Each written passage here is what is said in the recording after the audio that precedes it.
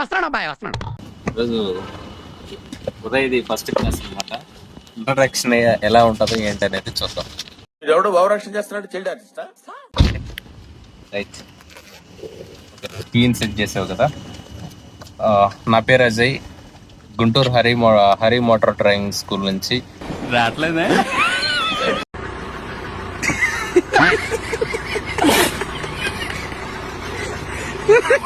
నేను ఒక driving school trainer అనమాట. నేను నా క్లయింట్ ఉదయ్. ఈరోజు ఫస్ట్ క్లాస్ చెప్పుకుంటున్నాము. ఓకే ఓకే, ముందు మనం ప్రాసెస్ స్టార్ట్ చేద్దాం. స్టార్టింగ్ వచ్చేసరికి మనం కార్లోకి ఎంటర్ అయిన తర్వాత, కార్ను అన్లాక్ చేసిన లోపలికి వచ్చేసిన తర్వాత కీని ఇన్సెట్ చేసేస్తాం. ఫస్ట్ కీ ఇన్సెట్ చేసేది ఒక టైప్ అయితే, ఇంకోటి వచ్చేసరికి పుష్ బటన్ ఉంటుంది. పుష్ బటన్కి అయితే మనకి లోపల కీ లోపల సెన్సార్ ఉంటుంది. సెన్సార్ అయితే అక్కడ పెట్టేస్తాం, లేదంటే పాకెట్లో పెట్టుకున్నా కానీ కార్ ఇన్సైడ్ లోపల ఏదైతే మనం కార్ లోపల ఉంటామో అప్పటి వరకు కూడా చేస్తాం. సెన్సార్ ఎప్పుడు దానికి రిజ్యూమ్ చేసుకుంటూ ఉంటుంది. 10 మీటర్ల రేడియస్ ఉన్నంత వరకు కూడా ఇంజిన్ స్టార్ట్. Okay right. మనం ఫస్ట్ పాయింట్ వచ్చేసరికి కీస్లో రకాలు, పుష్ బటను, కీతో మాన్యువల్గా స్టార్ట్ చేసేది. నెక్స్ట్ వన్ వచ్చేసరికి కీని ఆ కీ పాయింట్ అయిపోయిన తర్వాత ఎంత కంఫర్టబుల్గా కూర్చోవాలనేది కాన్సెప్ట్. ఈ కాన్సెప్ట్ వచ్చేసరికి స్టీరింగ్కి ఎంత డిస్టెన్స్గా ఉండాలి, ఇంకోటి కింద యాక్సిలరేషన్, బ్రేక్, క్లచ్ ఉంటుంది. ఆటోమేటిక్ కీలకి అయితే యాక్సిలరేషన్ ఒకటి, బ్రేక్ ఒకటి, 2 మాత్రం. Okay right. ఇప్పుడు వాటికి అడ్జస్ట్మెంట్, ఎంత అడ్జస్ట్మెంట్లో కూర్చోవాలి. సీటింగ్ పొజిషన్ వచ్చేసరికి సీటింగ్ పొజిషన్ మూవ్ చేసే విధానం, లెఫ్ట్ హ్యాండ్తో కింద పట్టుకొని పైన స్టీరింగ్ చెయ్యి. ఇక్కడ పట్టుకోవాల్సినది ఏంటంటే ఓన్లీ స్టీరింగ్ కూడా తప్పదు. ఒక చేయలేమో కింద, ఒక చేయలేమో అడ్జస్ట్మెంట్. స్టీరింగ్ యొక్క చేతులు వచ్చేసరికి లైట్గా ఉండదు, మరీ పెద్దగా ఉంటుంది. లైట్ ఫుల్ లెఫ్ట్ కానీ ఫుల్ రైట్ కానీ తిరగటానికి, సింపుల్గా టర్న్ చేసుకోవడానికి యూజ్ అయ్యేటట్టు పట్టింది స్టీరింగ్. Okay right. ఇంకోటి, at the same time steering మీదకి చేతులు ఎలా అయితే పెట్టుకున్నామో సేమ్ మెథడ్ కింద కాళ్ళకి వెళ్ళి ఒకసారి చూద్దాం. ఓకే, కాళ్ళు వచ్చేసరికి ఇది చూడండి, ఇది నాది వచ్చేసరికి యాక్సిలేషన్ అనుకుందాం. ఓకే, ట్రైనర్ వైపు ఏమేమి ఉంటాయంటే ఇది యాక్చువల్గా అయితే నాకు బ్రేక్ అనమాట, ఇది వచ్చేసరికి క్లచ్ అనమాట. Okay right. వీటి మీద కాళ్ళు ఎలా పెట్టుకుందాము అంటే యాక్సిలేషన్ మీదకి వచ్చేసరికి వి షేప్లో ఇలా పెట్టాలి. Okay right, V shape mandatory అనమాట. నెక్స్ట్ వన్ వచ్చేసరికి బ్రేక్ మీద కూడా, బ్రేక్ మీదకి కాలు ఎలా వెళ్ళాలి. మనకి ఇంకొకటి ఇక్కడ క్లచ్ ఉంటుంది.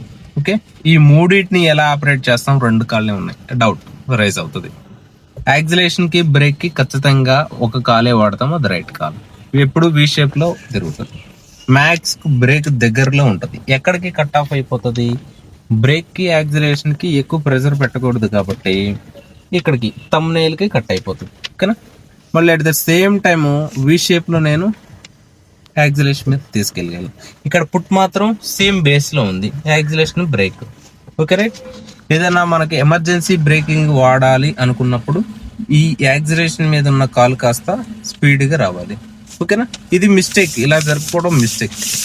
ఓకే రైట్, ఇలా వి షేప్. నెక్స్ట్ వన్ వచ్చేసరికి నాది ఇది క్లచ్ అనుకుందాం. ఓకేనా.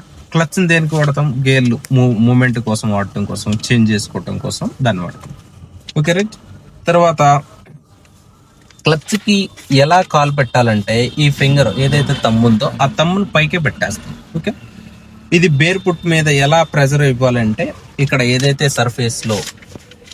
సర్ఫేస్ ఉందో హార్డ్గా ఉంటుంది అక్కడ, ప్లస్ మనకి దాన్ని బ్యాలెన్స్ చేయగలగా అంటే లైక్ ఎలా అంటే ఎంత ప్రెజర్ ఇస్తున్నామో మనకి అర్థం కావటం కోసం, ఎంత ప్రెజర్ పెడుతున్నామో అర్థం కావటం కోసం అక్కడికి ఎలా క్లోజ్ చేస్తాం. దీనికి పర్టికులర్గా క్లచ్ని ఫుల్గా క్లోజ్ చేస్తాం, మళ్ళీ ఓపెన్ చేస్తాం. క్లచ్ కాలు ఎప్పుడు ఇందాక మనం బ్రేక్ మీద పెట్టినట్టు కింద అని ఉంది. ఓకే, ఇలా వి షేప్లో తిరగదు.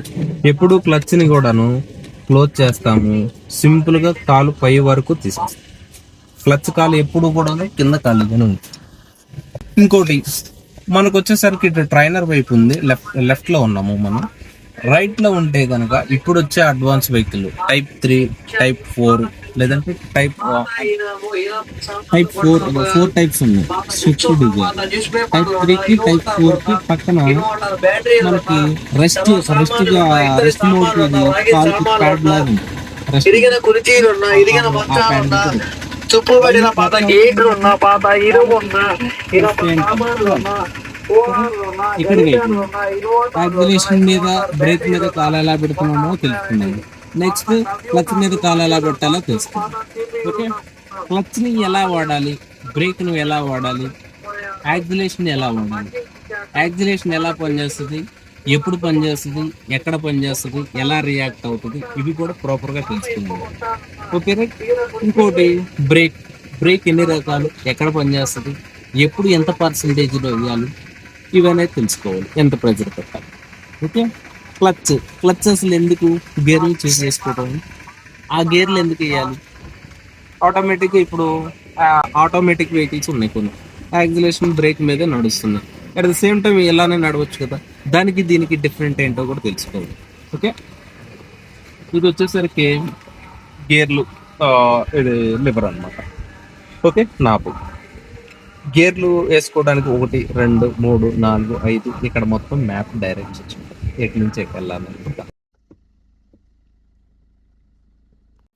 మనం రోడ్డు మీద వచ్చేసరికి స్టీరింగ్ ని క్లాక్ వైజ్ అనుకుంటే కనుక 3-9 స్టైల్ పట్టుకుంటాము. మార్జిన్ ఎలా ఐడెంటిఫై చేస్తామంటే ఫస్ట్ లో మనకు బాగా రైట్ కి బాగా అర్థమవుతుంది. లెఫ్ట్ కి వచ్చేసరికి వెహికల్ ముందున్నప్పుడే ఎప్పటికప్పుడు అడ్జస్ట్మెంట్ చేసుకుంటూ ఉండాలి.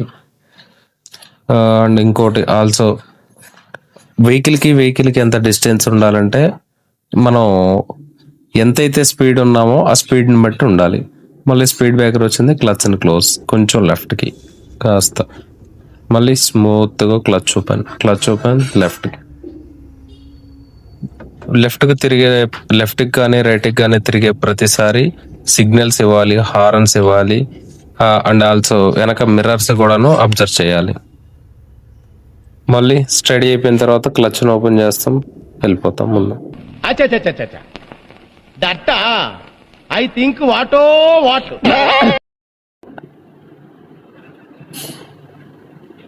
ఇంకోటి యాక్సిలరేషన్ ఎంత ఇవ్వాలి అనేది కాన్సెప్ట్. ఒక్కొక్క గేర్ కి ఒక్కొక్క ఆర్పిఎం ఇస్తామంటాం అనమాట. డిపెండ్ ఆన్ సీసీని బట్టి, డిపెండ్ ఆన్ రోడ్డుని బట్టి, డిపెండ్ ఆన్ మన వెహికల్లో ఉన్న లోడ్ని బట్టి, అంటే ప్యాసింజర్ బట్టి ఎంత యాక్సిలరేషన్ ఇవ్వాలి ఏంటనేది డిసైడ్ అవుతూ ఉంటుంది ప్రతిసారి కూడాను. రైట్కి సిగ్నల్, రైట్కి ఓపెన్, క్లచ్ ఓపెన్ పూర్తిగా యాక్సిలరేషన్.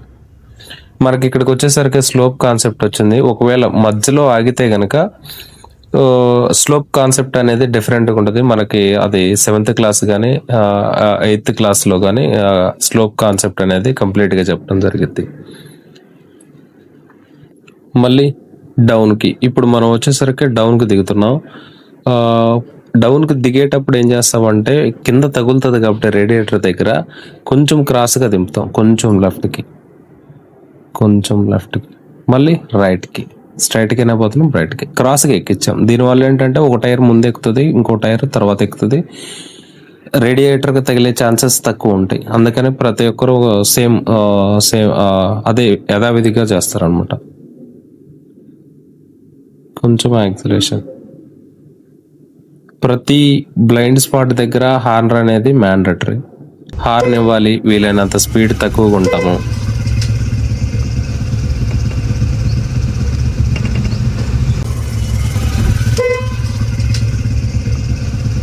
మళ్ళీ హార్న్ ఒక్కసారి.